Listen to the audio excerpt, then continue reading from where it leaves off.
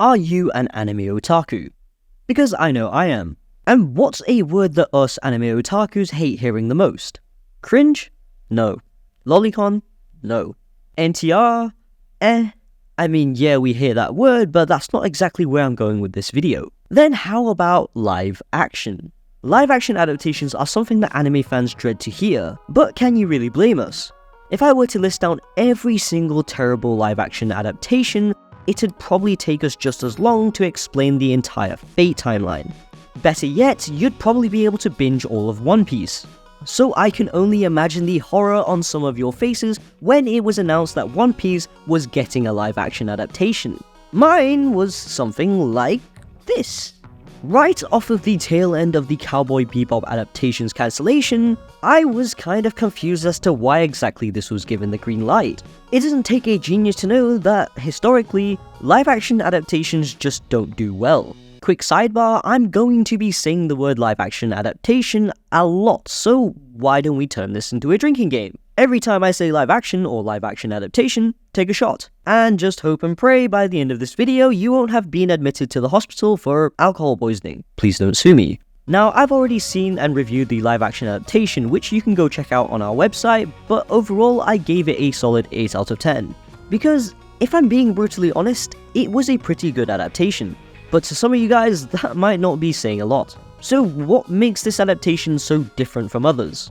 Well, obviously, Eiichiro Oda's involvement with the series played a major part. But he didn't write or direct any of it, only advised and approved the creative decisions made. Now that I've given credit where credit is due, it is essential to understand that adapting a massive and beloved series like One Piece into a live action is no small feat. We've talked about past disappointments, but what does it take to tackle a project of this magnitude? To find out, I was fortunate enough to sit down with the executive producer and director for episodes 1 and 2 himself, Marc Jobst. The scripts that I was given to read were phenomenal. I'm a character and story guy. I love character and story. Those are the things that interest me most about filming. And Matt and Steve had written these wonderful scripts that were playful and funny and warm and sunny and optimistic and hopeful. And I felt like, this is interesting. I've been sent a lot of sort of post-apocalyptic scripts about a world in danger and going to inhabit other planets and all the rest of it. And this just kind of leapt out. It seems so sort of needed at the moment. And then, of course, you start to look at the characters, and they were beautiful, and I was really intrigued. And then when you do a deep dive into the manga and you start to look at what Oda's done with these characters, you realize that actually there's something more than just a really great story and a great show. There's something much deeper than that, just sitting underneath it all. And I think that's why the fans love it so much, When we were casting the show, so many actors would come into the auditions and say, "You've no idea how much this means to me. It's seen me through some really dark times." So as a director, when you come in to do a show that means something more than just a nice diversion of an hour of their time, you take that responsibility on your shoulders, seriously. You want to honor that. And then the business of translating 2 dimensions into 3 dimensions is what it's all about. How do you make a 2-dimensional world which is wacky and wild and crazy and funny and, violent and all the rest of it, and put actors in and make it feel real, and none of us wanted to replicate what was already brilliant. The manga is brilliant, the anime is brilliant. We wanted to make something that would sit alongside it, so that hopefully you would bring what you know from the manga and the anime into your knowledge of the live action. And then once you've seen the live action, because we dimensionalize the characters, something of what we do in this will hopefully inform and give you more pleasure when you go back to the anime and the manga, so that they can all work together. Those are the key points. And then cinematically, I wanted to reference Oda's brilliant frames. And he frames with his foot that comes into the foreground of the frame, and then the body further back, or a big eye, or whatever it is, So we made these very special lenses that have never been used before in order to shoot the show and to give it the look that it has. Delving a little deeper into the creative mind of Marc Jobst, beyond the technical aspects, I was curious about his philosophy when it comes to adapting an IP like One Piece. How does he ensure that the show maintains its essence? Yeah, and it's a great question because, actually that travels through all those adaptations from Daredevil, from the Marvel Studios work that I've done, to The Witcher, to this. There is no rule book. You have to go with what feels true to you, I feel. And when you are putting an actor into these characters, what we wanted to try to do is to ground the show in truth. And that sounds crazy, doesn't it? Because you've got all these characters kind of rubbery skills and bodies that can chop up into hundreds of pieces and all the rest of it. But nonetheless, if you are asking an audience to commit and to stay and to fall in love with these characters, you don't fall in love with a robot, really. You fall in love, or if you do, it's because it's given some emotional truth. What you do is you fall in love with people, and you fall in love with their frailties, the things that they love and laugh about, the things that they cry, the things that they are hurt by. And so it felt to us that we needed to lean into what Oda had already written about their backstories. Luffy didn't really know his mum, was abandoned by his dad, was bullied by his grandpa, Nami and the Kakuchopurei village. We know all these stories that Oda had written. So when you take those stories and then you work with character, say, okay, what would that do to a character if you had been through that Kakuchopurei experience? Or with Zoro, if he'd lost his very best friend as a child, what does that do to a person? And once you start approaching the directing actors in that way, and you work with a script in that way, then somehow you bring an authenticity and a truth to those characters. And then you just have to direct it with enormous confidence to say, of course they've got rubbery skills. Of course Buggy can cut himself in hundreds of pieces. We're not going to make a big thing about it. He just does.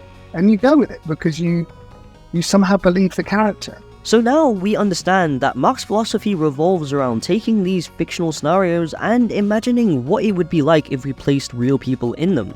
You can see this in the live action with Luffy's more empathetic and caring demeanor, which to me is a stark contrast to Luffy in the anime, but it somehow still works for the live action. Now let's pivot to another critical aspect of bringing One Piece into the world of live action, the visual effects. One Piece is known for its breathtaking and fantastical visuals, and capturing that essence in a live action format is, again, no small feat. Prior to my interview with Marc Jobst, I also got to sit down with the two heads of design for the VFX, Victor Scalise and Scott Ramsey. Here's what they had to say about the unique challenges of adapting a beloved anime like One Piece into live action. I think, the challenge is always very tough because when you have a fan base as big as the fan base of One Piece worldwide, it's one of those ones where there's going to be lots of critiquing. And you have to look at it from using, we definitely used the manga as a base to root everything from. And, that was kind of the mandate from all our bosses, all the way from Netflix, Tomorrow Studios, to our showrunners. And, everybody wanted to try to stay as true as they can to Mr. Oda's vision.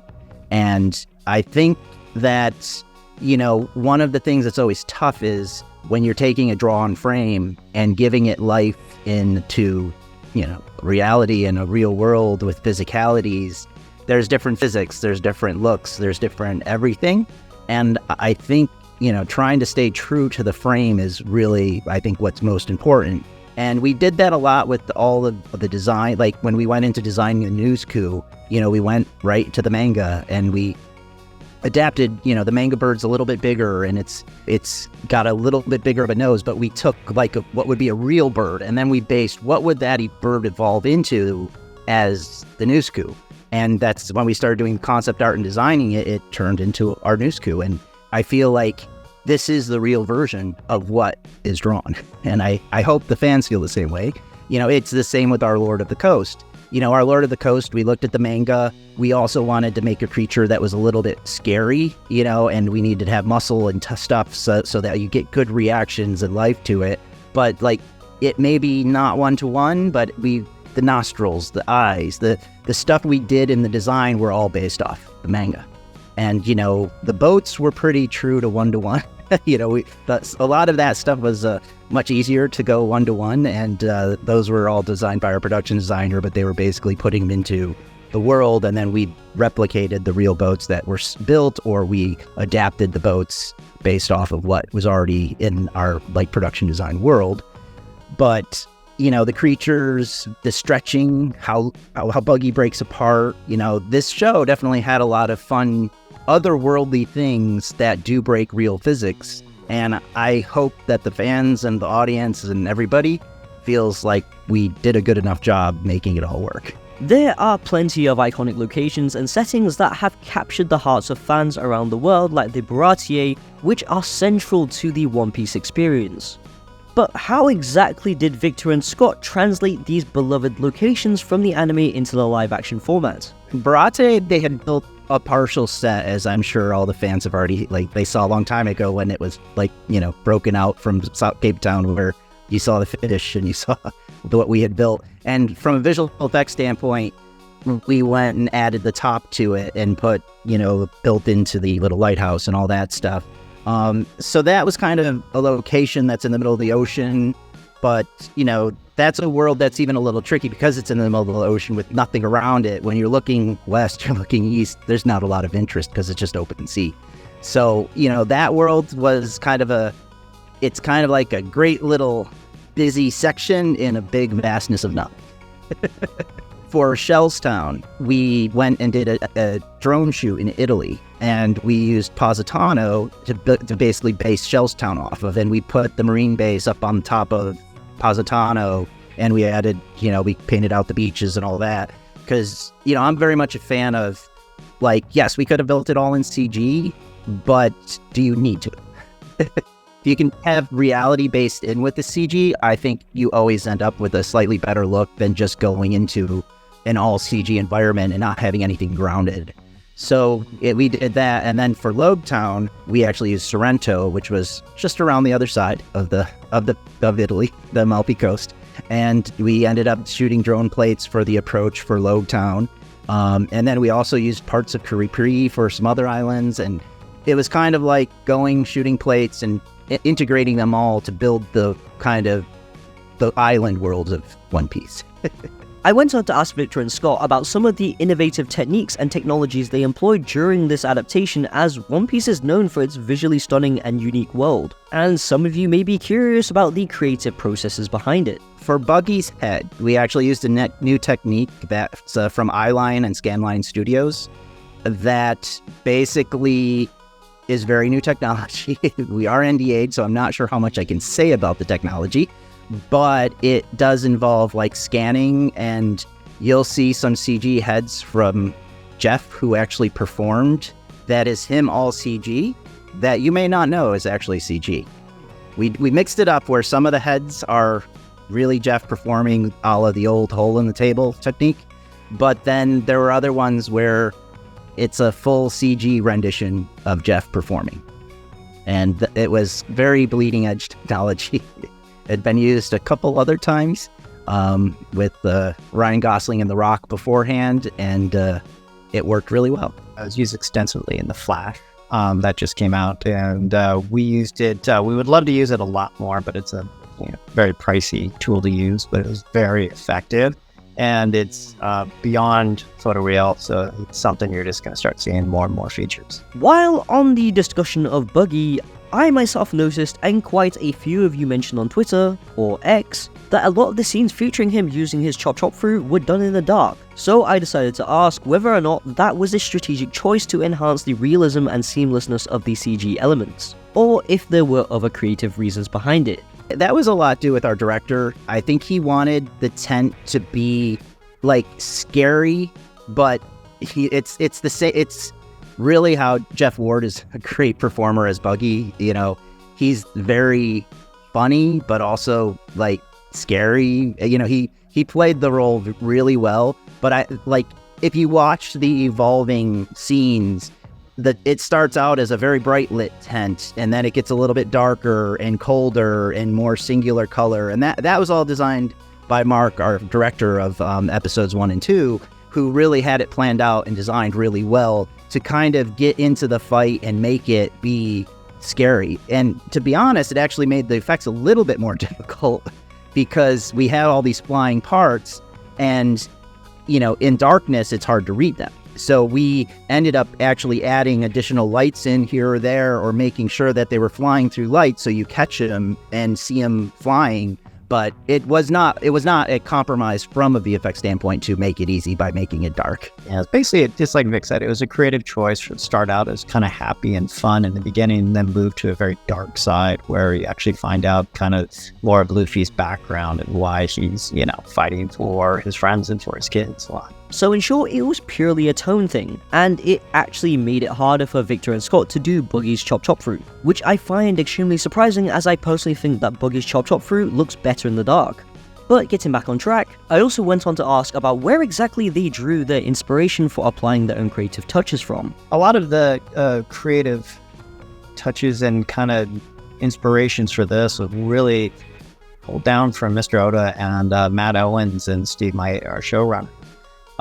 When I got on the project and Vic and I came on together, Vic knew a lot more about it than I did, but I really didn't know much about One Piece or the history or anything about it until I kind of started reading the scripts and doing some background work. But a lot of this was driven by Matt Owens, who really had a great understanding because he grew up One Piece from day one. I mean, it was his childhood into his adolescence up to right now. And he was the inspiration for a lot of the visual look, a lot of the technique, in the sense of, I want this to happen in a scene, I want this to happen because this is how it stays true to the fans, was really the big draw for me. Now let's go back to Marc, as I'm sure you're just as curious as I am about how he navigated the challenge of satisfying fan expectations while maintaining the autonomy to reinterpret characters for live action. Matt Owens knows One Piece backwards. He's been a huge asset. He's a showrunner, he's the writer,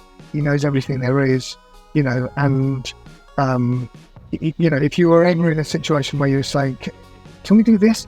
And he'd say, oh, yeah, that would be fine. And they happen quite a lot, but, we had an open door to Oda. And, he's the source of the story, he's the progenitor of the story, and he knows it, he created it. So to be able to, check in with him to say, look, if we do this, are we straying too far? And he would say, no, that's fine. It's, yeah, okay, I can see what you're doing over there, but it's fine. But you can't do this. So that keeps you very much on track with, he was wonderfully supportive in the sense that he was always saying, stay true to the spirit of One Piece. And then you can do different things if you want to, and I'll keep you on track with those things that you really can't do. But when you set out on these big shows, you can't set out on them fearfully, because fear contracts, and fear makes you fight. And on a show like this, we needed to be confident, and to be confidence expands people. When you feel, when the team, the heads of departments, and everybody around us, the actors, feel confident that what we're doing is great, you do better work. So you have to go in confidently saying, we're going to do this with all the love and the passion and the soul that we can, and we're going to do it fully and commit. And let's just hope that it resonates, because what we can't do is going timidly and hoping to please everybody, because it would become less, I think, and we need to be more. The journey into the world of the One Piece live-action adaptation has been quite a roller coaster. Since its release, it has seen quite a lot of praise for being the best Western live-action adaptation we've ever received. Then again, the bar isn't set very high. I think that's because the story behind this adaptation is different, and if you're skeptical, there are several reasons to be optimistic. First and foremost, the involvement of Eiichiro Oda, the genius behind the original One Piece, brings a level of authenticity and dedication to the project that we just haven't seen in many other adaptations. While he didn't write or direct it, his guidance and approval of creative decisions have been crucial in maintaining the essence of One Piece. We've also had the privilege of peeking behind the scenes and sitting down with the talented individuals responsible for bringing this beloved series to life in a whole new way. From the insightful philosophy of director Marc Jobst, to the showrunner and writer Matt Owens being a massive fan of One Piece, to the innovative techniques employed by the VFX team, it's evident that this adaptation was a labour of love and passion. Sure, the dialogue can be a bit cringe and campy, translating iconic locations and grappling with the balance between CG elements and realism were challenging, but the dedication and creativity of the team are undeniable. And let's not forget, we're anime fans.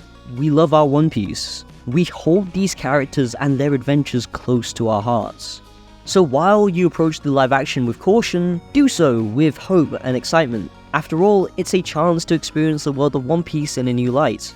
Whether you're a die-hard fan, a casual viewer, or just someone curious about what's happening in the world of anime adaptations, then please do check out the One Piece live action, which is now available on Netflix. It may just surprise you and become the shining example of how anime can successfully transition to the realm of live action.